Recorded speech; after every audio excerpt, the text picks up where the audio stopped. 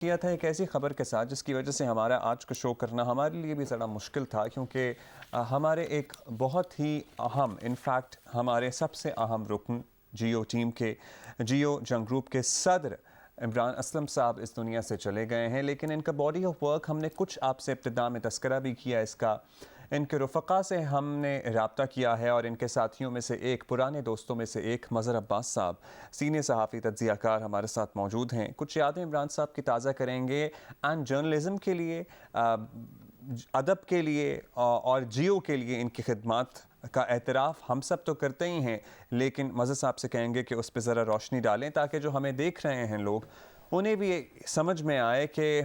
کتنا کریٹیو آدمی تھا یہ جو اب مظہر صاحب تھینک یو۔ یہ ڈیفینیٹلی آپ کا اس وقت ہمیں جوائن کرنا بھی مشکل ہوگا، اور آپ کے بڑے قریبی ساتھی، آپ کے پرانے دوست، آپ کے کولیگ اس دنیا میں نہیں رہے۔ کچھ بریک میں بھی ہم باتیں کر رہے تھے، کیا کہیں گے آپ ان کی لیگیسی کے حوالے سے؟ جی بہت، میرے لیے تو بہت بالکل ایک پرسنل سا لاس لگتا ہے مجھے۔ بالکل عمران کے ساتھ اتنی زیادہ ایسوسیشن رہی، جب اسٹار میں وہ اسٹار سے ہی اصل میں انہیں اپنا جرنلسٹک کریئر شروع کیا تھا، لیکن وہ صرف جرنلسٹ نہیں تھے، he was a very well refined person also, اور بہت اچھے پلے رائٹر بھی تھے۔ انہوں نے جو پلیز لکھے ہیں ٹیلی ویژن کے لیے، ایک سیریل مجھے یاد ہے، غالباً خلیج اس کا نام تھا، وہ بہت مشہور ہوئی تھی۔ پھر انہوں نے ایسٹ پاکستان کے بیک گراؤنڈ میں، کیونکہ وہ وہاں رہے بھی تھے اور جی انہوں نے وہاں کے وہ حالات دیکھے بھی تھے، تو اس پر انہوں نے ایک بہت اچھا پلے لکھا تھا۔ تو ان کے ساتھ جب محفل ہوا کرتی تھی، ان کے گھر پہ جب محفلیں ہوا کرتی تھیں، تو اس میں پرانے ایکٹرز وغیرہ بھی آیا کرتے تھے، رائٹرز بھی آیا کرتے تھے۔ ان کا ایک بہت وسیع گروپ، وسیع وہ تھا، اور ان کی وائف جو فرشتے ہیں وہ بھی اسٹار میں ایز اے اسپورٹس جرنلسٹ وہاں تھیں اس میں۔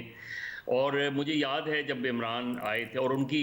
ہیڈ لائنز جو تھیں اسٹار کی ہیڈ لائنز، وہ آج بھی اگر اسٹار کی ہیڈ لائنز ان کے زمانے کی دیکھیں تو آپ کو ایک فرق نظر آئے گا۔ تو انہوں نے جرنلزم کا، اور خاص طور پہ جو ٹیبلوئڈ پیپرز کی ہیڈ لائنز کا سٹائل بدل کے رکھ دیا تھا انہوں نے، اور وہ بہت کیچی بھی ہوتی تھیں، اور بہت ہی آپ کو نظر آئے گا کہ اس میں بہت سے معنی خیز بڑی زومانی بھی ہوتی تھیں ایٹ ٹائمز، بہت زمانی بھی ہوتی تھیں۔ وہ مجھے یاد ہے کہ ایک مرتبہ پورا سی ویو خالی ہو گیا تھا، سونامی الرٹ آ گیا تھا، تو انہوں نے ہیڈ لائن دی تھی ڈیفینس آن دا رن، جس کو لوگوں نے بڑے زمانی انداز میں بھی لیا، اور وہ تھی بھی بہت زمانی۔ ایسی بے شمار ہیڈ لائنز میں آپ کو بتا سکتا ہوں جو انہوں نے دی تھیں۔ ایون ادروائز بھی اگر آپ ان سے گفتگو کریں تو آپ کو لگے گا کہ ہر دوسرے سینٹنس میں ان کی کوئی نہ کوئی نیوزی ہیڈ لائنز آپ کو نظر آتی تھی اس میں، اور اس میں پورا وٹ موجود ہوتا تھا، سٹائر موجود ہوتا تھا اس کے اندر۔ تو ان کی گفتگو اگر آپ ایک مرتبہ ان کے ساتھ بیٹھ جائیں تو آپ کا جی نہیں چاہتا تھا کہ آپ اٹھ اچھا عمر سکیں۔ صاحب، ایک انسان اتنے فرنٹس پہ کام کرے اور ہر کام میں مہارت حاصل کرے، یہ کیسے ممکن ہوتا ہے کہ ڈرامہ لکھ رہا ہے تو ڈرامے سپر ہٹ ہو رہے ہیں، اخبار میں ایڈیٹر لگ رہے ہیں تو مطلب اس میں اپنی دھاک بٹھا رہے ہیں، پھر فلمیں لکھ رہے ہیں تو کمال ہے، پھر ٹیلی ویژن چینلز جب لانچ کر رہے ہیں، اور یہ ٹرانزیشن جو پاکستان کی ہوئی ہے، جیو لانچ ہوا، جیو انٹرٹینمنٹ لانچ ہوا، تو اس میں ایسے آئیڈیاز لے کے آ رہے ہیں کہ دنیا دیکھ کے حیران پریشان رہ جائے۔ اتنا ملٹی ٹیلنٹڈ یٹ ہر پرفیکشنسٹ۔ وہ میں بتاؤں آپ، میرے نزدیک ہی واز اے بورن رائٹر، جو ہے وہ آئیڈیاز کا ماسٹرز تھے، وہ آئیڈیاز کے ماسٹر تھے ان میں، اور جملے ان کے جو ہے نا کوئی میچ نہیں کر سکتا تھا۔ مجھے یاد ہے کہ جب بے نظیر بھٹو، کیونکہ بے نظیر بھٹو سے ان کی ایک ایسوسیشن رہی تھی کالج یونیورسٹی ڈیز کی، اور اس کے وہ بہت سے واقعات ہم سے شیئر بھی کرتے تھے۔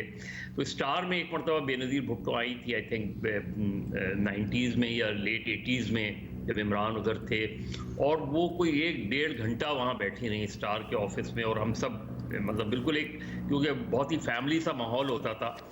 دوست بیٹھ کے، اور وہ عمران اسلم کی گفتگو پہ جس طریقے سے بے نظیر بھٹو قہقہے لگاتی تھیں، وہ آئی اسٹل ریممبر اس میں۔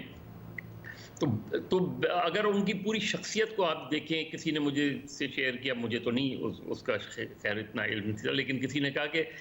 سب سے پہلے انہوں نے اپنا پورا کریئر شروع کیا تھا ایز اے پائلٹ. اس میں ایک مرتبہ عمران نے ابھی شیخ زید بن سلطان النہیان کے ذاتی فلائٹ آپریشن کے انچارج بھی رہے ہیں بائی دی وے رہے, اور انہوں نے ایک مرتبہ مجھے واقعہ سنایا تھا ابھی جیو میں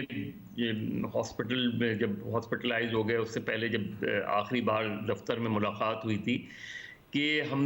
ذکر کر رہے تھے پرانا جب PIA کا جہاز ہائی جیک ہوا تھا, تو انہوں نے مجھے واقعہ سنایا کہ جس دن یہ قیدی رہا ہو کے, سیاسی قیدی رہا ہو کے شام پہنچے تھے, کہنے لگے میں اسی دن لینڈ کیا تھا اور میرے سامنے, میں نے اپنے سامنے یہ سارا ایونٹ دیکھا تھا ہوتے ہوئے. پھر انہوں نے یہ بھی بتایا کہ جو ٹیپو کے پاس پسٹل تھی وہ کرنل قذافی نے میر مرتضیٰ بھٹو کو دی تھی اس میں. تو ایسی بے شمار انفارمیشن تھی ان کے پاس, ایسی بے شمار چیزیں تھیں ان کے پاس, لیکن اصل جو ان کی چیز تھی وہ ان کی گفتگو تھی, اور گفتگو میں کہیں آپ ان کو کہیں لوز ٹاک کرتے ہوئے نہیں دیکھیں گے. اور میں نے کہا نا کہ آپ کہ وہ صرف ایز اے جرنلسٹ ہی آپ ان کو جج نہیں کر سکتے. مظہر صاحب, ہماری تو بہت ہی کم association in the sense, obviously ایک موقع کم ملا آپ سے, تو ہم کمپیریزن بالکل نہیں کر سکتے, but we can totally relate to the fact کہ جب بھی ان کے ساتھ کوئی کانورسیشن ہوتی تھی, you would come back enriched, مطلب کوئی نہ کوئی ایسی چیز ہوتی تھی جو انسان اس کانورسیشن سے لے کر نکلتا ہے. یہ بتائیے, جب اتنی مطلب کمال کا ایکسپیرینس, کمال کا باڈی آف ورک, کمال کی ایسوسیشنز, ابھی آپ نے بے نظیر کے حوالے سے بھی بتایا ہے, کبھی انہوں نے پالیٹکس, ایکٹیو پالیٹکس جوائن کرنے کا سوچا نہیں, کوئی آفر نہیں آئی؟ شکر ہے کہ نہیں. بالکل, وہ تو خیر دوسری بات ہے, لیکن یوزولی ایسے ہی لوگوں کو کیا جاتا ہے انوائٹ, اور انسسٹ کہ آپ ضرور آئیں, پالیٹکس جوائن کریں. اصل میں ایسے ہی لوگ جو ہے نا وہ ریفیوز کرتے ہیں. ہمارے یہاں انکار کرنا بہت مشکل ہوتا ہے, اور جو انکار لوگ کرتے ہیں, یعنی اچھی آفر کو, اچھی پوزیشن پر, خاص طور پہ سرکاری پوزیشن سے پر انکار کرنا جو ہے وہ بہت کم لوگوں کو ہم نے دیکھا ہے. اور آپ کو پتہ ہے کہ انکار کی پرائز بھی بہت ہوتی ہے, کہ اگر آپ انکار کر دیں تو جس کے سامنے آپ انکار کرتے ہیں اسے بھی شاید وہ بات پسند نہیں آتی. اور اس پہ بہت سے لوگوں کے دوسرے ویوز بھی ہیں کہ جی آپ کنٹریبیوٹ کر سکتے تھے, آپ کنٹریبیوٹ کرتے اس میں, لیکن انہوں نے انکار کیا. انہوں نے ایسی چیزوں کو, مجھے نہیں پتا کہ ان کو گورنمنٹ کی آفر ہوئی تھی یا نہیں ہوئی تھی, لیکن وہ جس وقت وہ اسٹار میں آئے تھے اس وقت وہ کبھی بھی اس سے پہلے ان کا جرنلسٹک ایکسپیرینس نہیں تھا. تو اس وقت بھی اسٹار کے بہت سے لوگوں کا خیال تھا کہ پتہ نہیں یہ حمید ہارون صاحب کی صحیح چوائس ہیں یا نہیں ہیں, کیونکہ ان کا بالکل جرنلسٹک ایکسپیرینس نہیں تھا. لیکن جس انداز میں وہ اس کو سمجھتے تھے, اسٹوریز کو سمجھتے تھے, نیوز کو سمجھتے تھے, اور اس میں سے وہ جس طرح ہیڈ لائنز نکالتے تھے,